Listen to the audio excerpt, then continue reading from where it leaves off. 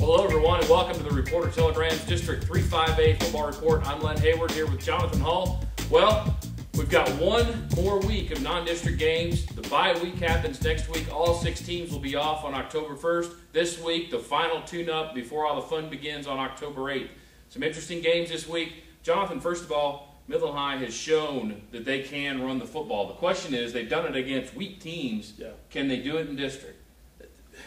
That's one that's just going to have to be answered. I mean, and defenses in district are looking kind of good. I was actually talking with Terry Williamson a little bit earlier. How the only team that's given up over 100 points so far is Odessa High. Mm-hmm. The other defenses are kind of stepping up and playing well. So that's really the question. I don't know if I can answer that. I think with Middleton's speed and the vision that he's showing the last 2 weeks, that's really the big key. We know he's fast, but the vision that he's showing to find the holes, hit it, show that burst that frankly most people do not have, that God gift that he has of speed like that.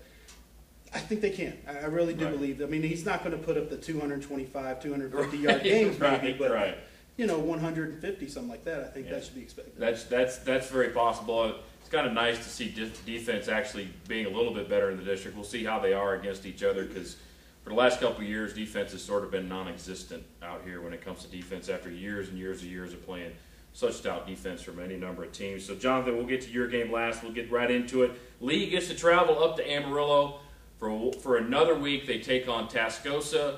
This could be a very interesting game. I mean, is Lee going to have to pull another one out from behind? Yeah, it can be a trap game. Anytime you got to make that kind of trip up to Amarillo, and you saw it last week, I think Lee's definitely a better team than Amarillo High. And I don't know if it's the weariness from the road trip or what, but they had to pull one out against Amarillo High 28-21. I think Tascosa's not near the level of Amarillo High. Right. You know, we keep talking about that district up north and how well, I guess the word is bad. That district is right it's now. Rough. I mean, it's weak right now. It's pretty rough. So you got to like Lee over Tascosa, even if it is at Dick Bivens Stadium. You got a predicted score? Oh, sure. The one 33 to 17. I don't think Lee's going to score that many points. I think they will win. I think it's going to be 24-10. Abilene High has another tough one this week. 5th and final game. They played a Louisiana team, 2 Florida teams.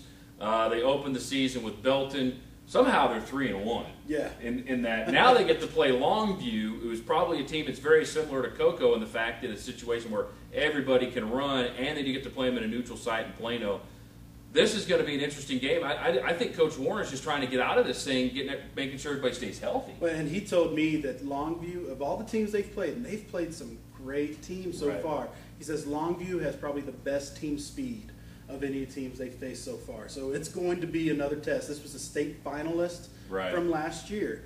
So there has not been an easy game on the road. Nobody has seen. I mean, the quality of teams they've played in non-district. Yeah, I mean, they're going to be ready for a district season. Well, the crazy thing is they keep beating teams like this. Yes. I don't think anybody in Florida, Louisiana, well, Florida might still schedule them, but I don't think anybody in Oklahoma, many parts of Texas are going to want to schedule these guys much anymore. So, what do you think is going to happen? Who's going to win? I'll still give the nod to Abilene High, even against Longview. It is at Plano, in a neutral site at least. I think it's a close game. I'll go 35-31. I like Abilene High in this one, too. I think they're going to win 28-27. I think it's going to be close, 1 point. I think one of the Sims cousins scores a big touchdown. Amarillo High at Odessa High. I asked last week, could Bradley Marquez do it again? And he did. Now, can he do it again? But he gets to play against an Amarillo High defense. It's probably one of the toughest ones from that district up there. And it's probably the toughest defense that Odessa High has faced so far in their pre-district scheduling. It's going to be a challenge for Marquez. I don't think 380 is going to be repeated. I really don't. I feel good saying that. 380 won't be repeated. I don't think he'll have 6 touchdowns in either. I'd be shocked. Actually, if there's a combined 6 touchdowns in this game, I think that's a good over-under for the game. Yeah, that's true. The 2 teams combined. Yeah. Amarillo High likes to slow the game down with their running style, that wing tee that you love so much. And, defense is good. Defense is solid against Amarillo High. And I'm picking Odessa High. Okay. Now, only because it's at home. If this was in Amarillo, I think I'd pick Amarillo. This is a close game, I think 2017. Right. I like Odessa High in this one, too. They are playing at Ratliff. One thing to keep in mind, 2 future Texas Tech teammates, Bradley Marquez and James Castleman, will be facing facing each other on Friday night. I think Odessa High is going to win this one. I think it's going to be low scoring, but for Odessa High, I think it's going to be 24-21. I think Amarillo High is going to try to slow the game down, but I think Marquez is still going to be able to break off a big run or two. Odessa Permian at Lubbock Monterey, they get to go to Lowry Field this week, play a Monterey team that has really, really struggled. And Permian seems to have found their stride a little bit, haven't they? Yeah, and any Lubbock team you play right now is really, really struggling. It's just not, at the 5A level, Lubbock football just is really weak this year. Yeah. Permian is finding their stride. D'Angelo Faye, he's really starting to find his stride and hitting some. We talk about all the running backs in this district. We talk about Middleton and Marquez and the Sims and those guys, but Faye's been right there. Yeah. I mean, he's really had a couple of good weeks, and I think he's the key to this one. And I like Permian pretty big, 48-10. Yeah, I like Permian in this one. I think it's going to be 52-7. So, and then finally, Lubbock Coronado goes to Abilene Cooper, gets to play him at Shotwell Stadium. I don't know how ugly this one could be. It could be real ugly.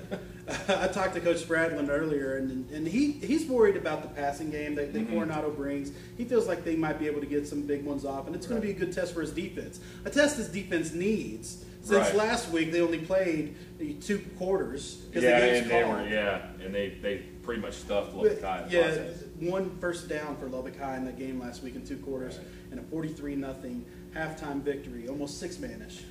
But Cooper is this is going to be another trouncing. I think Lubbock Coronado will score a little bit more, probably 21 points as well, give them, but there's no way they're keeping Abilene Cooper under 50, so 56-21. I like Abilene Cooper in this one, 60-21. I really think that Cooper's hitting their stride right now. They're going to be a tough team to beat come district. I think, though, this game's going to be close in the first half. I think that Coronado may surprise them a little bit. Finally, your game, Jonathan. San Angelo Central comes to Midland High. Obviously, we don't fully expect that Midland High's Tyler Middleton will have the same type of game. What kind of things is Midland High working on this week, this final week of preparation before they go into district? Want to find their passing game. That's something they haven't had to throw the last 2 weeks. They're not going to press the issue. They're not going to force a pass, but they want to find it. They want to get some rhythm there, whether it's Jake Hollifield, who will be the starter at quarterback again this week instead of Kier Woods, who's still sitting out with injury, 3rd straight game he's missed. The running game, it's there.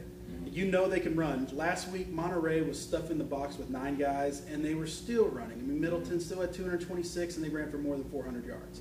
They're going to be able to run the football even in the district season, but can the passing game, once better defenses that don't play like Swiss cheese, once they're playing those, the Permians and the Abilene Highs and the Coopers of this district, you got to be able to throw the ball. And that's really what they want to focus on and get going. What will happen in tonight's game? I think that Midland High still. I think it's a very decisive win. Central offensively is very good. They're averaging 31 points a game. I like Midland High's defense enough to keep them under that average. I'll go Midland High 42-20.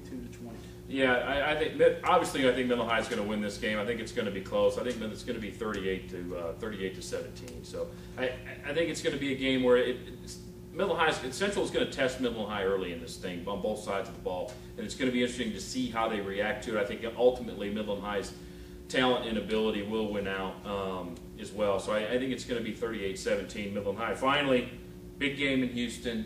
Dallas Cowboys at Houston Texans. I asked Oscar yesterday, what would happen in our other video. Jonathan, lifelong Cowboy fan. Yeah. What's going to happen Sunday in Houston? I don't know any better but to pick Dallas. I just don't. I was even sitting there circling. It's like, should I circle Houston? And my pen just wouldn't let me. My hand just wouldn't go through the process. Dallas they're 0-2. Fair enough. That's a dangerous 0-2 team. Yeah. And if they can get things together, they're a very dangerous team, and it's not one that you want to look past at all. I'm picking the Cowboys, but I don't have a lot of faith in them. Like I said on the other video, I think Houston's going to win the game. As well. I think their offense is just playing too well right now. Their defense is doing just enough to win some football games. And Tony Romo is not Peyton Manning. So, I think that's going to be a difference in this game as well. So it'll be fun to watch. It's nice to, get some bragging rights in Texas. But it is the NFL. Please remember that, if Dallas wins, because Dallas could go out there and win by 30 points and shut Houston down. Yeah. Houston could do the same thing. It could be a barn burner. We don't know. It's the NFL. You don't know. That's why we watch. So I'd like to thank everyone for joining us here on the Reporter Telegram's 358 Football Report. I'm Len Hayward. That's Jonathan Hall. Thank you very much.